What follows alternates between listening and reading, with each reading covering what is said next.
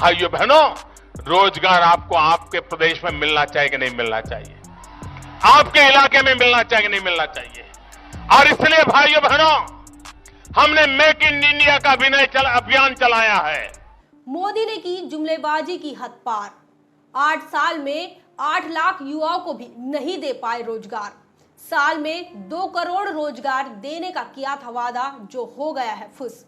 केंद्र की सरकार रोजगार पर हो गई है फेल। बहुजन समाज पार्टी ने उठाए हैं बड़े सवाल। जी हां दोस्तों, मैं हूं इंजीनियर स्नेहा और आप देख रहे हैं the thing.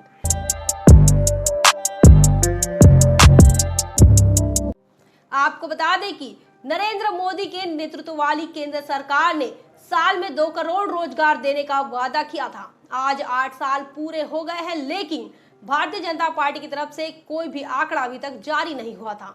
Bahujan Samaj party के सांसद रितेश पांडे, इन्होंने लोकसभा में यह सवाल उठाया और उन्होंने पूछा कि आखिर 8 सालों में भारतीय जनता पार्टी के नेतृत्व वाली सरकार ने कितने युवाओं को रोजगार दिया। इस सवाल के जवाब में जो आंकड़े भारतीय जनता पार्टी की तरफ से, जो केंद्र सरकार की तरफ से आए, वो चौंकाने वाले हैं। भारतीय जनता पार्टी ने अपने जवाब में बताया कि इन 8 सालों में 22 करोड़ युवाओं ने आवेदन किया था और इस 22 करोड़ युवाओं में से मात्र 7.22 लाख युवाओं को ही नौकरी मिल पाई है।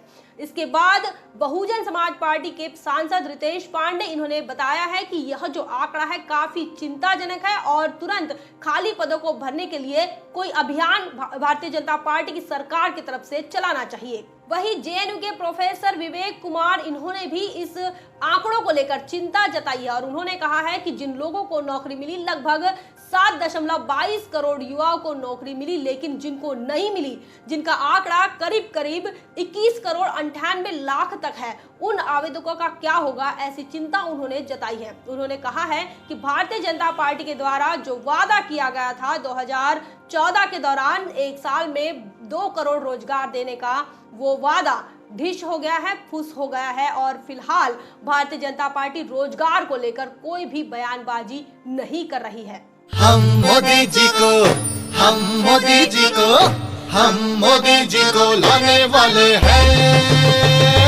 अच्छे दिन आने वाले हैं, ओ अच्छे दिन आने वाले हैं, ओ अच्छे दिन आने वाले हैं। इसी के साथ साथ बहुजन समाज पार्टी दिल्ली प्रदेश के प्रभारी सुदेश कुमार आर्या, इन्होंने भी इस पर सवाल उठाए हैं। सुदेश कुमार आर्या, इनका कहना है कि मोदी सरकार रोजगार देने में पूर्ण तरीके से विफल हुई है। साथ ही उन्होंने मीडिया को लेकर भी निशाना साधा है, उन्होंने मीडिया पर भी हमला बोला है।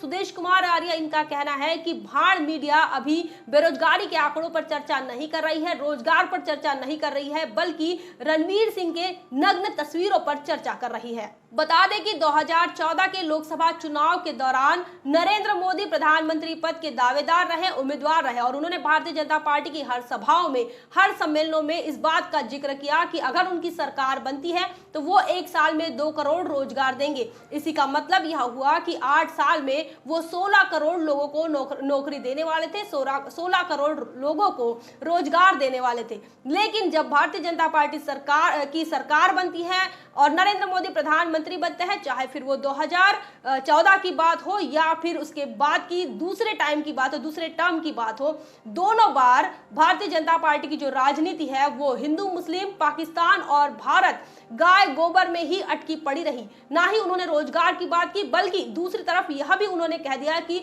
बेरोजगारी के आंकड़े भारतीय जनता पार्टी की सरकार नहीं शो करेंगी। उनका यह कहना था कि अब वो जाहिर नहीं करेंगी और आमतौर पर वो सामान्य लोगों को नहीं समझ में आएगा कि आखिर देश के अंदर बेरोजगारी कितनी है।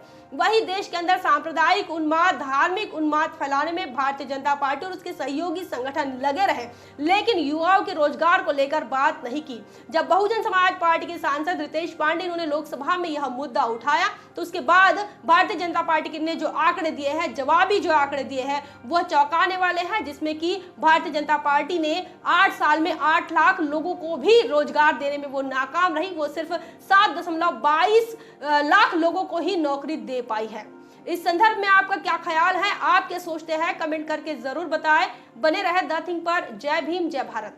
बहुजन विचारधारा को घर घर तक पहुंचाने के लिए हमारे YouTube चैनल को सब्सक्राइब करें, लाइक करें, कमेंट करें, शेयर करें और बेल आइकन की घंटी दबाना ना भूलें।